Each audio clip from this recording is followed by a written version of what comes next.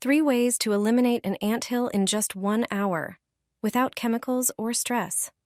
These quick and cheap methods use things you already have at home. First, take an empty 1-gallon water jug and carefully cut off the top.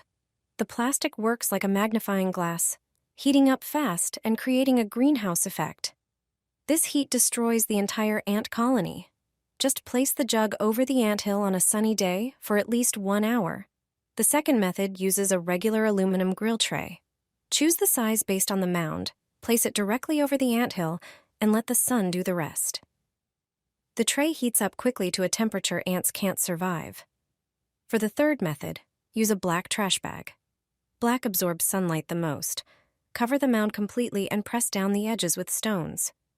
The heat trapped underneath creates a hot, suffocating space that wipes out the colony.